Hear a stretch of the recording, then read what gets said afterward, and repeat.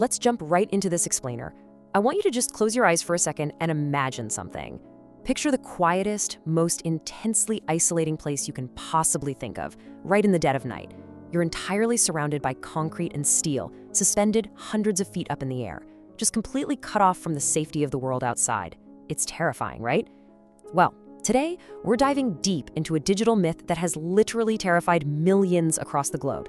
It's this fascinating piece of modern folklore that somehow perfectly blends our creeping inherent fear of technology with just a deep psychological dread of the unknown. We're going to completely unpack and honestly entirely debunk what the internet calls the elevator game. We'll walk through the incredibly chilling rules, sure, but more importantly, we're going to tear this legend apart to see what makes it tick. We'll look at the very real, devastatingly human tragedies that actually fueled its viral spread, and dive into the psychology of why this specific, claustrophobic urban legend grips our collective imagination so tightly. So to truly understand the suffocating grip of this legend, we really have to put ourselves right in the shoes of the player. Just picture this setup. You are completely alone in some silent office or apartment building. And the legend strictly dictates that this building must have at least 10 consecutive floors. It's exactly 3 a.m. The low, buzzing hum of those harsh fluorescent lights is literally the only sound you can hear, and the air in the hallway feels, I don't know, unnaturally cold, incredibly still. You step into the freezing metal box of an empty elevator. As those heavy doors slide shut and seal you inside, you are supposedly standing at the very threshold of our reality. According to the myth, the glowing buttons directly in front of you, yeah, they aren't just mechanical switches anymore. They are the keys to a dark, unearthly gateway. So the only real question is, do you dare press the button? Section 1, the elevator game ritual, a step-by-step descent to another dimension. Now, this isn't just some simple dare you laugh off with your friends at a sleepover. It is a highly specific, chillingly rigid procedure. The legend insists that to successfully access this alternate world, you have to follow an exact set of rules. A single mistake, pressing the wrong button, or even just hesitating for a second, and the consequences, at least according to the lore, are completely catastrophic. Okay, so here's how it works. You board the elevator on the first floor. You press 4. As the doors open on the 4th floor, you have to stay inside. Don't move. Then you press 2. Down you go into the dark of the building. Then back up to 6. Back down to 2. Up to the dizzying heights of the 10th floor, and finally, you press 5 to descend. Notice how erratic and confusing that pattern is? Actually, it perfectly simulates a malfunctioning machine. It totally strips away your internal sense of direction and your control, isolating you further and further from the predictable, safe world you know just outside those heavy metal doors. You're no longer navigating a building at this point, you are navigating a trance. But hitting those buttons in a hypnotic sequence, that's really only half of the terror. There are these incredibly strict rules of survival that you absolutely must abide by if you ever want to make it back home. First off, you must play entirely alone. No friends coming along for moral support, no running cameras, literally no safety net. And you cannot exit the elevator at any point during the sequence. But the most terrifying, absolutely heart-stopping rule occurs when you finally hit that 5th floor. According to the legend, the doors will slowly slide open, and a mysterious young woman might just step into the elevator with you. The rules state explicitly, and with absolute dread, that you must never look at her, never speak to her, you shouldn't even acknowledge her presence in the periphery of your vision. Why? Well, because the lore warns that whatever is standing right next to you is not human.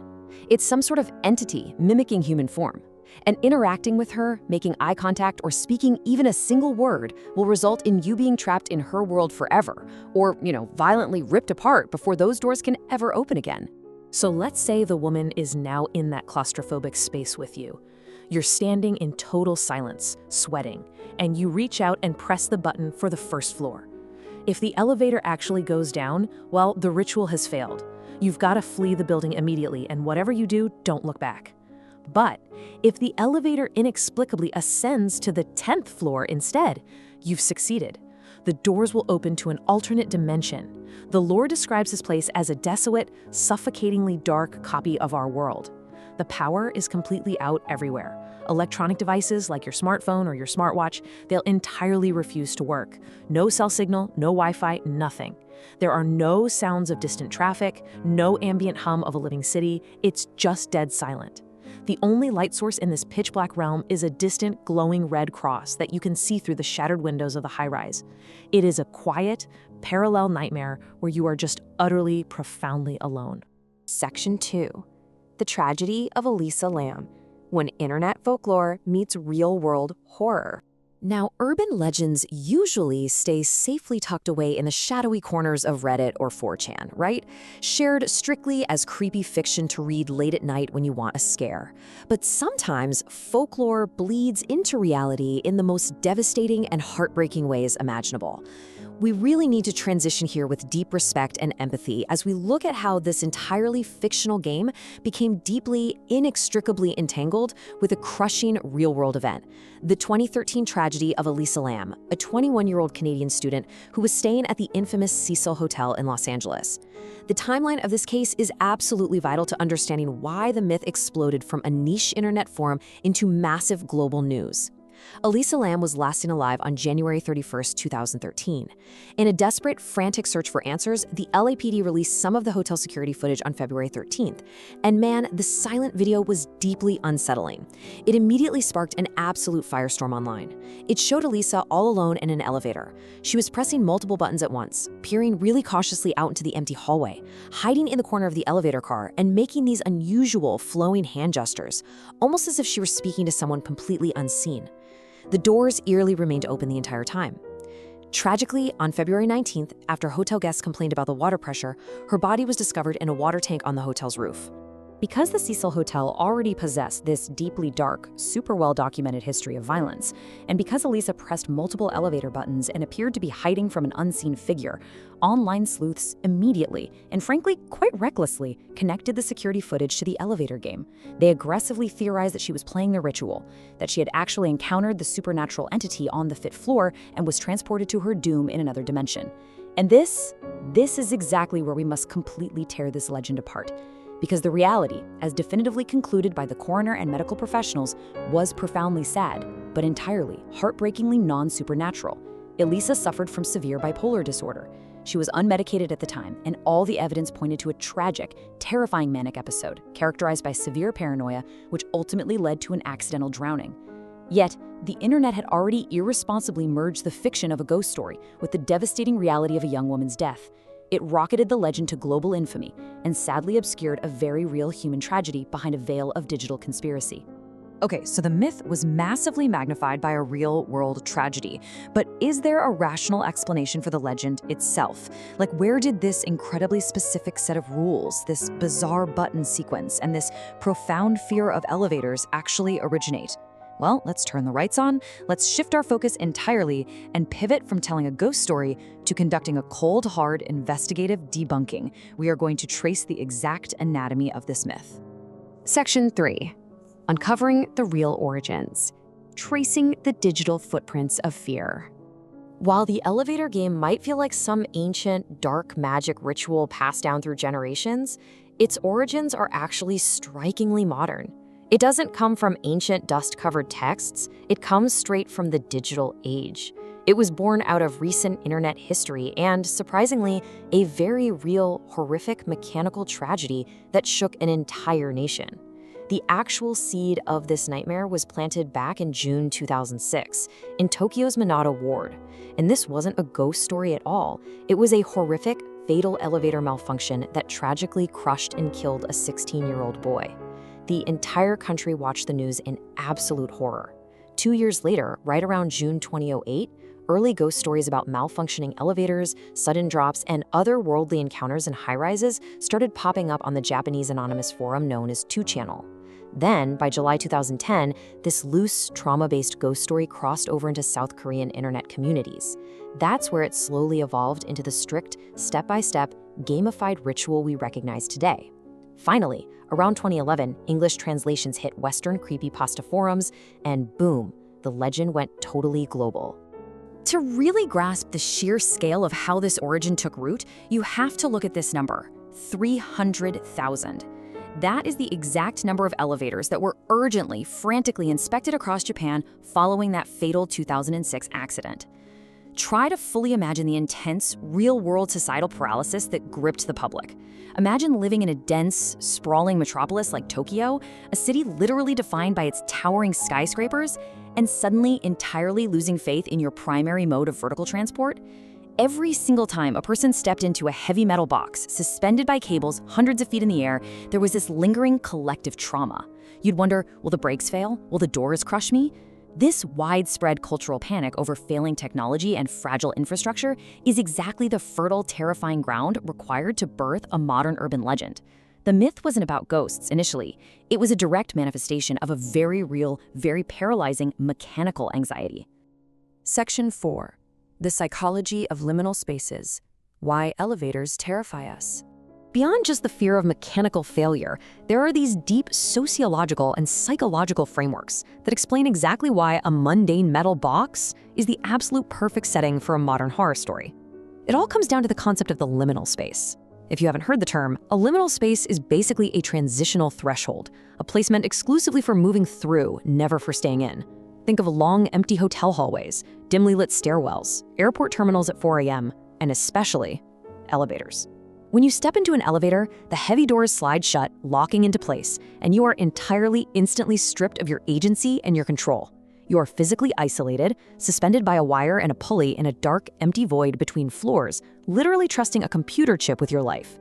This highly unnatural environment naturally triggers primal human fears of the unknown. Your sensory alertness spikes in the silence, making your brain incredibly vulnerable to suggestion, paranoia, and the creeping feeling that maybe you are not alone. As anthropologist Jamie Tirhani so astutely pointed out to the BBC, folklore is always adapting to new technologies and media, rather than being some relic of the past. I love this quote because this entirely frames and unmasks the elevator game. It is the ultimate proof that this is not some ancient dark magic. No, it's a highly adaptive, modern psychological mechanism designed to express our current crippling anxieties about urban isolation, dense high-rise living, and our overwhelming, utter dependence on black box technology that we simply do not fully understand. But here's the multi-million-dollar question. If we know it's completely fake, why do millions of people still read about it and claim to play it? Well, the psychological allure of digital folklore is incredibly powerful. It masterfully exploits our innate human drive for thrill-seeking. Playing the game, or honestly, even just reading the rules alone in your room at night, creates a profound sense of safe horror. Think of it kind of like riding a massive roller coaster. Your logical brain knows you are completely strapped in and totally safe, but your primitive body reacts to the sheer drop with genuine heart-pounding adrenaline. You get the visceral rush of a supernatural encounter without the actual physical danger. Psychologically, it acts as a structured coping mechanism. Pressing the buttons in a rigid sequence imposes a false sense of order on the chaotic, unpredictable emotions of modern life. Finally, it functions exactly like a modern cautionary tale against breaking the rules, much like kids daring each other to say Bloody Mary into a dark mirror. Anonymous online forums simply transformed this isolated urban unease into a massive collective viral ritual. Section 5. Adapting fear for the screen. The 2023 film Elevator Game. And look, whenever a piece of digital folklore reaches this level of absolute virality, touching the nerves of millions, Hollywood inevitably comes knocking. The 2023 horror film, appropriately titled Elevator Game, directed by Rebecca McKendry, takes the internet creepypasta and translates it directly into cinema. The plot follows this socially awkward teenager named Ryan, whose sister Becky has mysteriously vanished. After discovering she had supposedly played the game right before disappearing, Ryan infiltrates a group of online ghost-hunting vloggers. Desperate for viral content, the vloggers agree to replicate the ritual in a dark, abandoned office building. The movie brilliantly uses the incredibly strict procedural rules of the internet ritual as a built-in device to build intense, claustrophobic tension. Every single floor change is agonizing. If they break a rule, if they speak out of turn, the consequences are immediate and deadly. But here's the thing. To make a feature-length movie work, you need a defined antagonist, right? You need a backstory. So the film weaves a totally fictional, horrifying lore for the enigmatic fifth-floor woman, giving her a tangible face. They name her Allie McCormick. In the film's dark universe, she was the victim of a cruel, terrible sorority prank, locked in a freezing, pitch-black elevator shaft for an entire weekend. When Monday morning finally arrived and the building's elevators were activated for the workday, she was tragically crushed by the massive steel cables. Now she is the vengeful, mangled spirit hunting the digital ritual. The film takes the ambiguous, nameless entity of the internet myth and violently grounds her in classic cinematic slasher tropes. It completes the total life cycle of modern folklore, taking it from an internet whisper all the way to a silver screen monster. So, we have entirely deconstructed and torn apart this legend today. We know for a fact it stems from a tragic, horrifying 2006 mechanical accident in Japan.